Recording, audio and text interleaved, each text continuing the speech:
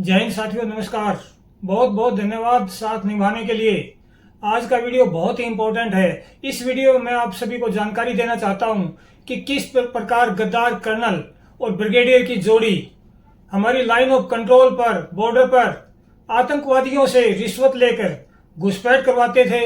और जब मैंने इनका विरोध किया तो इन्होंने मुझे किस प्रकार धमकाया, गाली गलौज किया ब्रिगेडियर ने, वो सारा मैं आपको अभी ऑडियो रिकॉर्डिंग सुनाऊंगा। और आगे फिर क्या क्या बात हुई वो सब कुछ आपको सुनने को मिलेगा। मैंने गद्दार कर्नल की डिप्टी जीओसी 25 हेडक्वार्टर को पूरी खुली सारी जानकारी दी थी कि गद्दार लाइन ऑफ कंट्रोल पर आतंकवादियों से पैसा ले रहा है और उस पैसे को अपने घर पर 5-4 जवानों से सप्लाई करवाता है टेम्परेरी ड्यूटी के नाम पर। और उन जवानों को 2-4 दिन की एक्स्ट्रा छुट्टी वगैरह देकर सब कुछ खेल चल रहा है। और यह घुसपैठ कराने के लिए 20 सैनिकों को इन्होंने वहां से गद्दार कर्नल ने लाइन ऑफ कंट्रोल से हटा दिया था, जबकि लाइन ऑफ कंट्रोल से किसी जवान को हटाने के लिए कोर कमांडर की अनुमति के बिना पॉसिबल नहीं होता। और इन गद्दारों ने, क्योंकि डिप्टी जीओसी का साथ था कर्नल के साथ, तो 20 जवानों को वहां पे घुसपैठ कराने के लिए हटा दिया था। एक बार आप ये ब्रिगेडियर की वो रिकॉर्डिंग सुने जब मैंने इसको सारी जानकारी दी थी और इन्हें मुझे किस प्रकार गाली गलौज किया था, आपको समझ में आ जाएगा। मैं सीओ साहब का नाम नीचे नहीं बोलूंगा, चाहे कुछ बोले, चाहे चुप नहीं करो, जिस बैंचों की वजह चालू मदर चौक सीओ साहब का नाम नहीं बोलूंगा, पढ़ने नाम नहीं बोलूंगा। तो आपने सुना जब मैंने इसको बताया कि ये गद्दार नाक कटवा रहा है सेना का और देश का, और वहां पर ऐसे घुसपैठ करा रहा, पैसे की लूट खसोट कर रहा है, तो ये ब्रिगेडियर बौखला गया, क्योंकि ये तो उसकी जोड़ी में शामिल था। इसके पास वो हिस्सा देता था जवानों को भेजकर, और इस वजह से इसने मुझे बहुत वहां पर डांटा फटकारा और कोशिश किया कि मैं छोड़ दूं। इसने मुझे लालच भी देने की कोशिश किया था, लेकिन जब मैं डटा रहा तो इसने मुझे धमकाया और आपने ये गाली गलौज सुना। इसके बाद फिर ये क्या बोलता है आप ये देखें। मैं तो फौज को ये बोल रहा हूँ, मेरे को खाली हाथ भी भेजेंगे मैं चला जाऊंगा। मैं 20 साल को जान देकर जाऊंगा साहब। मेरी जो लिखी हुई चीजें हैं झूठ नहीं है, वो मैं अर्ज सकता हूँ जाए। तो मैंने इस ब्रिगेडियर को क्या बोला कि मैंने जो बोला है, लाइन ऑफ कंट्रोल पे जो जो हो रहा है, गद्दारी कर रहा है, और 20 जवानों को वहां से हटा दिया मोर्चों से आसानी से घुसपैठ कराने के लिए।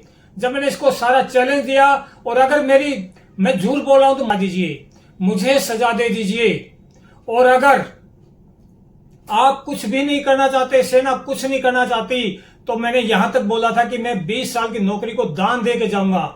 मुझे नहीं चाहिए ऐसे गद्दारों के बीच में बैठ के, देश का नाक मैं नहीं कटवाना चाहता, सेना का नाक नहीं कटवाना चाहता, तो मैं दान दे के चला जाऊंगा। तो मैंने इस ब्रिगेडियर को ये बोला था। अगला रिकॉर्डिंग सुने आप। आप और मैं कुछ नहीं है। ये हिंदुस्तान की फौज 13-14 लाख की है, इससे नहीं लड़ सकते आप। मुझसे नहीं लड़ा साहब, मैं एक गलत आदमी से लड़ रहा था, मैं फौज से नहीं लड़ रहा साहब। मैं एक मेरा सीओ चोर है, मैं उससे लड़ रहा हूँ साहब। कहाँ चोर है? हाँ साहब, मैं साबित करूंगा। क्या आप लोग चोर है? क्या बात है साहब? चोरी साहब बड़ी होनी चाहिए साहब, छोटी चोरी कुछ चोरी नहीं है साहब। अरे साहब की चोरी में आप इतना दिमाग खराब कर रहे हो। तो इसमें ब्रिगेडियर मुझे क्या बोल रहा है, मैं 2 चीजें बोल रहा था ब्रिगेडियर को। 4 दिन बहस चली। आर्मी हेडक्वार्टर में गया था, वहां से मेरे को भेजा गया था 25 हेडक्वार्टर कि वहां पर आपकी कोर्ट ऑफ इंक्वायरी होगी, बहुत ऐसे दूध का दूध पानी का पानी हो जाएगा। लेकिन जब इसके पास भेजा, क्योंकि ये भी महार रेजिमेंट से ही था, ये साजिश का हिस्सा था कि महार रेजिमेंट के पास भेज दो, ब्रिगेडियर के पास, और वो कर्नल को बचा लेगा। तो ये मुझे बोल रहा है कि क्या छोटी मोटी चोरी है।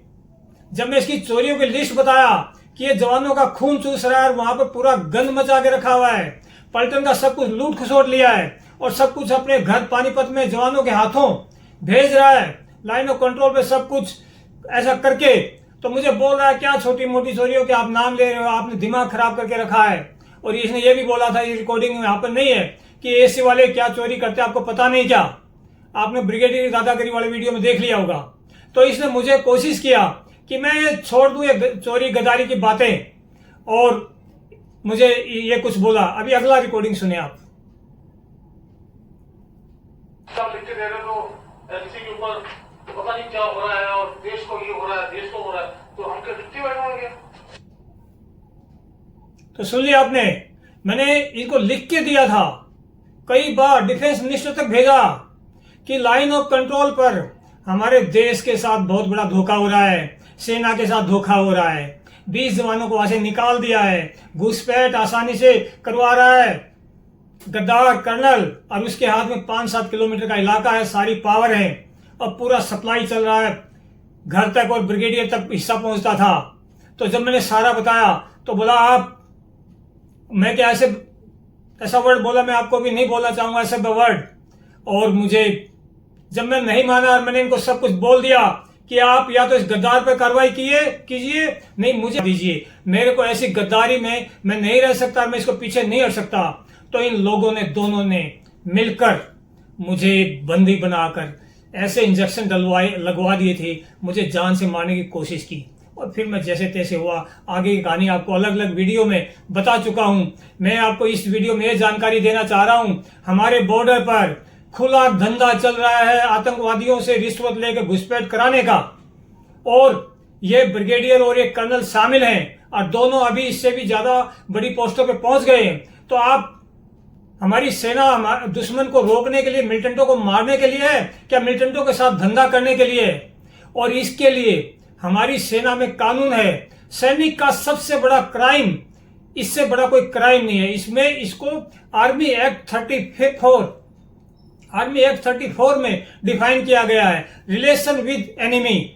इन गद्दारों ने कोर कमांडर को धोखा देते हुए, कोर कमांडर की बिना अनुमति के वहां से पत्ता नहीं हिल सकता, और इन्होंने 20 जवानों को निकाल दिया था कि आसानी से घुसपैठ कराओ, और हम हैं यहाँ पर। ये डिप्टी जीओसी की पोस्ट पे था, और ब्रिगेड कमांडर तो डिप्टी जीओसी के अंडर में आता, ब्रिगेड कमांडर साइलेंट, क्योंकि उसको प्रमोशन लेना है, आगे बढ़ना है, डिप्टी जीओसी से पंगा नहीं लेना।